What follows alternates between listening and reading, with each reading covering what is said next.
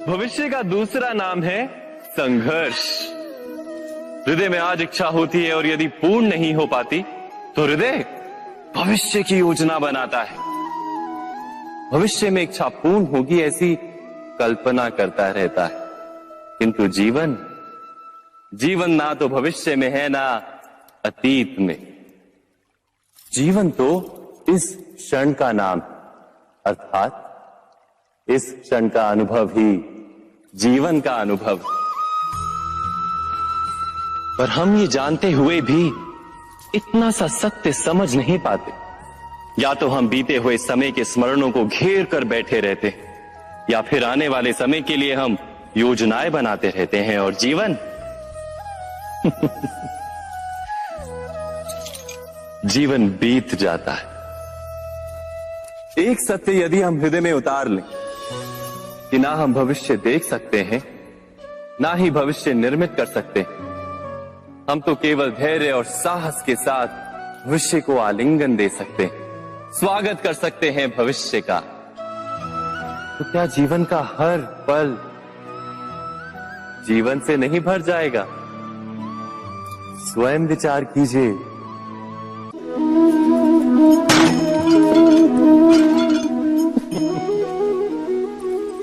कभी कभी कोई घटना मनुष्य के जीवन की सारी योजनाओं को तोड़ देती और मनुष्य उस आघात को अपने जीवन का केंद्र मान लेता। पर क्या भविष्य मनुष्य की योजनाओं के आधार पर निर्मित होते हैं? नहीं। जिस प्रकार किसी ऊंचे पर्वत पर सर्वप्रथम चढ़ने वाला उस पर्वत की तलाई में बैठकर जो योजना बनाता है, क्या वही योजना उसे उस पर्वत की चोटी तक पहुंचाती है? नहीं। वास्तव में वो जैसे जैसे ऊपर चढ़ता है वैसे वैसे उसे नई नई चुनौतियां, नई नई विडंबनाएं, नए नए अवरोध मिलते हैं। प्रत्येक पद पर वो अपने अगले पद का निर्णय करता है। प्रत्येक पद पर उसे अपनी योजनाओं को बदलना पड़ता है। कहीं पुरानी योजना उसे खाई में ना ढकेल दे। वो पर्वत को अपने योग्य नहीं बना पाता, केवल स्वयं को पर्वत के योग्य बना सकता है। क्या जीवन के साथ भी ऐसा ही नहीं? जब मनुष्य जीवन में किसी एक चुनौती को, एक अवरोध को अपने जीवन का केंद्र मान लेता है, अपने जीवन की गति को ही रोक देता है, तो वो अपने जीवन में सफल नहीं बन पाता और ना ही सुख और शांति प्राप्त कर पाता। अर्थात जीवन को अपने योग्य बनाने के बदले स्वयं अपने को जीवन के योग्य बनाना ही सफलता और सुख का एकमात्र मार्ग नहीं। स्वयं विचार कीजिए।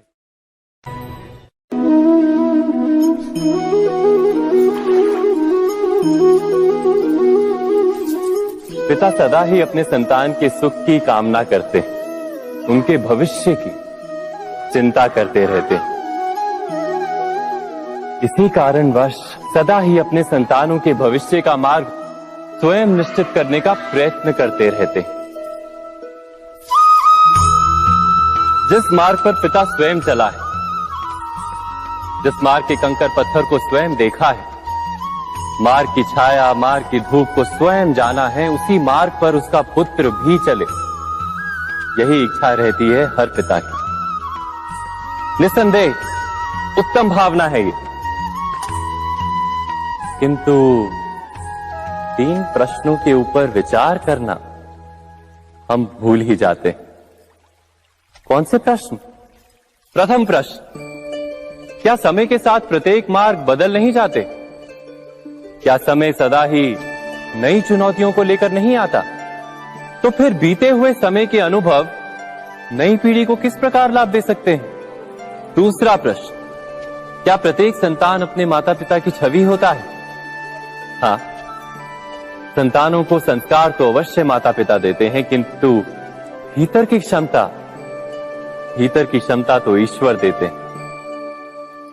तो जिस मार्ग पर पिता को सफलता मिली है, विश्वास है कि उसी मार्ग पर उसकी संतानों को भी सफलता और सुख प्राप्त होगा। तीसरा प्रश्न, क्या जीवन के संघर्ष और चुनौतियां लाभकारी नहीं होती? क्या प्रत्येक नया प्रश्न एक नए उत्तर का द्वार नहीं खोलता?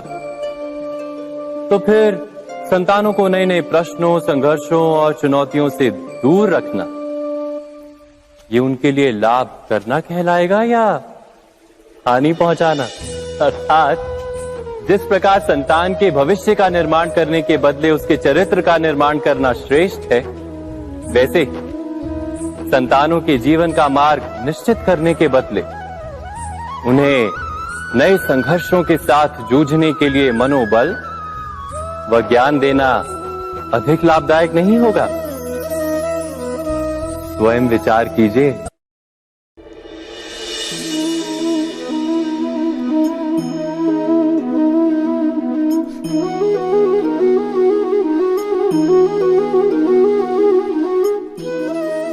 जीवन का हर क्षण निर्णय का क्षण होता है।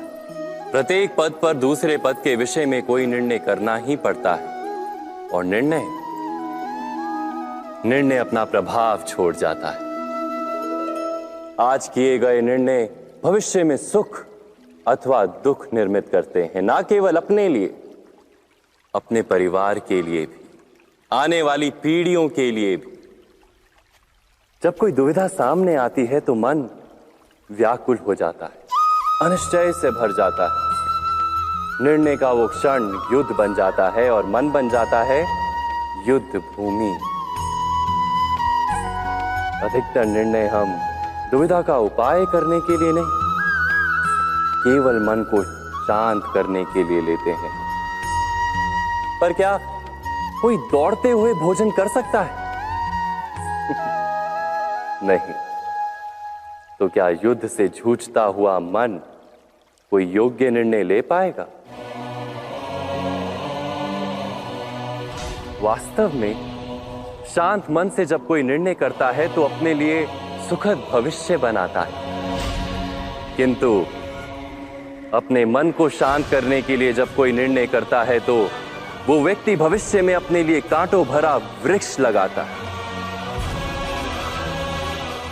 स्वयं विचार कीजिएगा।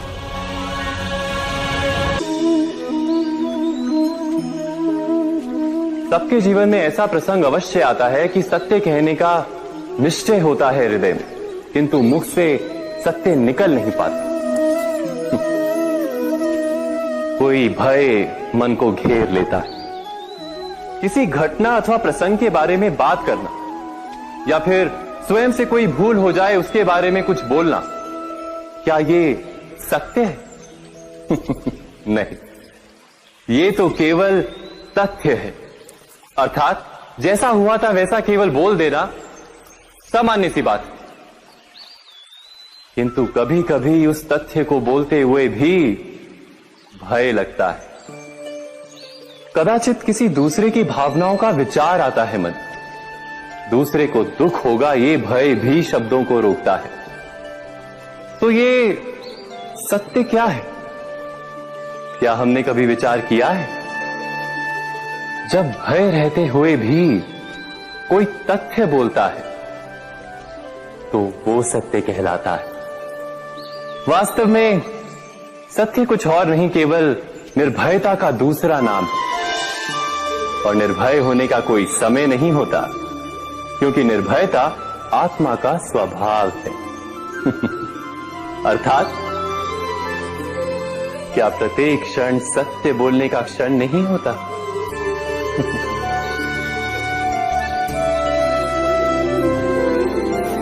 स्वयं विचार कीजिए।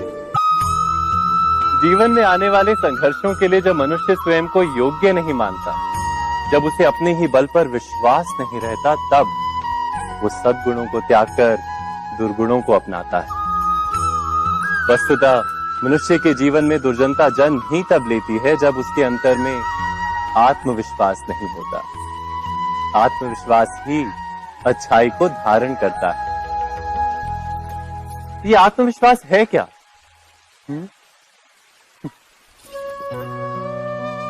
जब मनुष्य ये मानता है कि जीवन का संघर्ष उसे दुर्बल बनाता है, तो उसे अपने ऊपर विश्वास नहीं रहता। वो संघर्ष के पार जाने के बदले संघर्ष से छूटने के उपाय ढूंढने लगता है। किंतु जब वो ये समझता है कि ये संघर्ष उसे अधिक शक्तिशाली बनाते, ठीक जैसे व्यायाम करने से देह की शक्ति बढ़ती, तो प्रत्येक संघर्ष के साथ उसका उत्साह बढ़ता है। अर्थात आत्मविश्वास और कुछ भी नहीं, मन की स्थिति, जीवन को देखने का दृष्टिकोण मात्र है। और जीवन का दृष्टिकोण तो मनुष्य के अपने वश में होता है। स्वयं विचार कीजिए।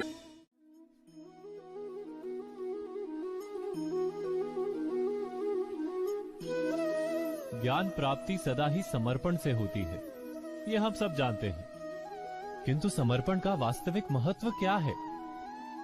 क्या हमने कभी विचार किया?